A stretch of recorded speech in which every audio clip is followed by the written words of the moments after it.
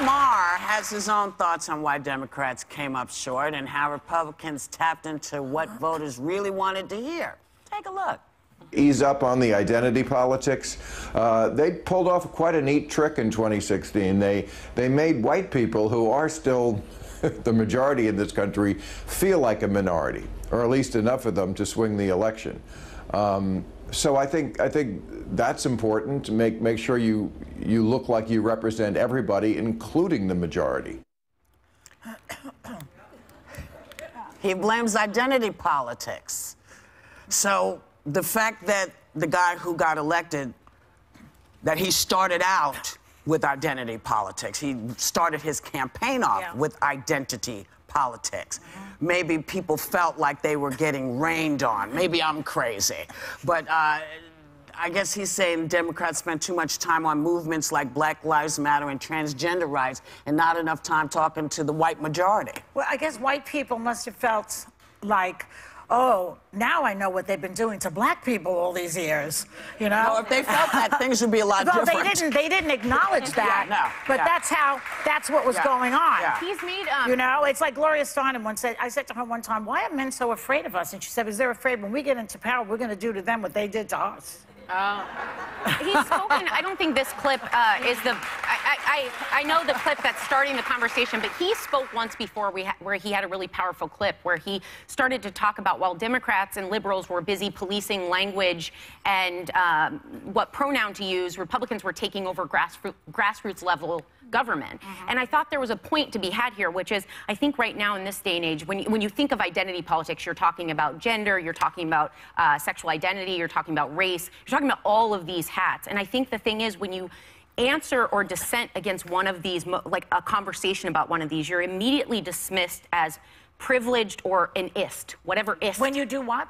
When you dissent, when you bring up a point that might be counter to the point being brought up, a discussion, you're instantly dismissed as privileged and or an ist, whatever ist. Sexist, homophobic, you know, you get that label. And I think the problem there is there are people that would be allies to these causes if there was an inclusion. What we do is when there's dissent, we dismiss people. So they can't be in the conversation. I think the second thing is it goes against, it's counterproductive to those movements, which have forever been about engaging the individualism within those groups. And I think they work against their own cause when all they do is wear, like my brother always says to me, I'm a gay man, but I'm much more than that every time I call him out on that. But I would say that the business of, that they were busy worrying about whether we call them the Redskins or not.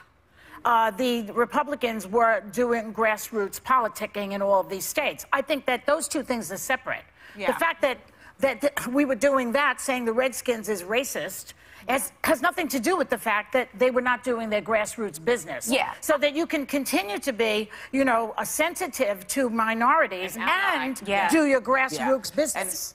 Because the Koch brothers moved right in there and took over, put a lot of money into it, and the Republicans were busy what they call gerrymandering, which basically steals that seat, which is going to happen again in 2018. Be aware. Well, I think, Whoopi, your point that you introed with, Donald Trump is not the best parallel to this because he, too, I think, engaged in identity politics and doesn't get called on it enough. Which is why people, when you come out the gate with there's something wrong with you, that group goes, wait a minute, I need to protect myself because y'all don't get it. So I don't know much about what Bill is talking about, because what I recognize is that, you know, I listened to how people treated the last president, who was inclusive and included lots of white people. He included everybody. He didn't talk race.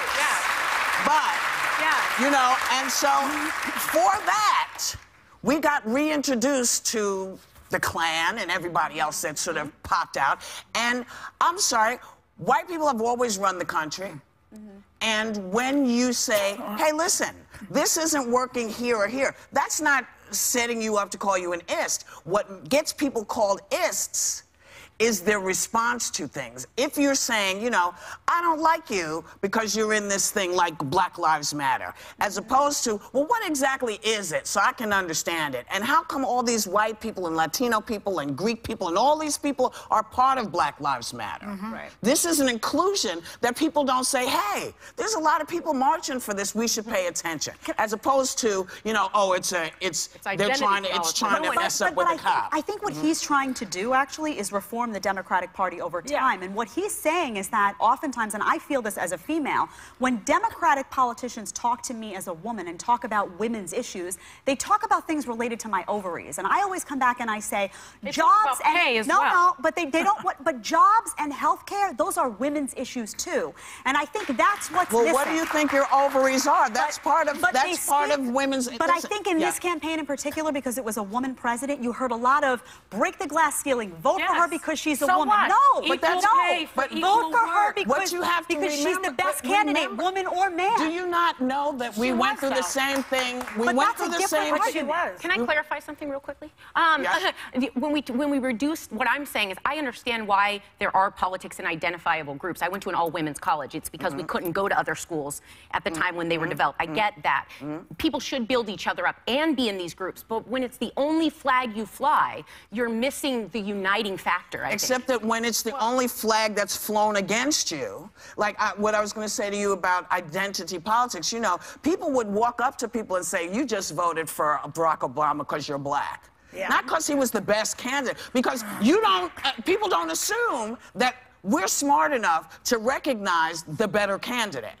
People they said that to me about Hillary. Well, that's what I'm saying. They said, yeah. It's true, because you know, excuse me one second, you know that you wouldn't have voted for Ben Carson. No, I know that. That's exactly. But it would be insulting. But it is insulting. It's insulting to speak to me as if I'm supposed to support the woman said because she's a woman. Nobody said that. That is said all the time to me. You may have heard that from people. I heard that I betrayed my gender. No, I didn't. I stuck to my principles.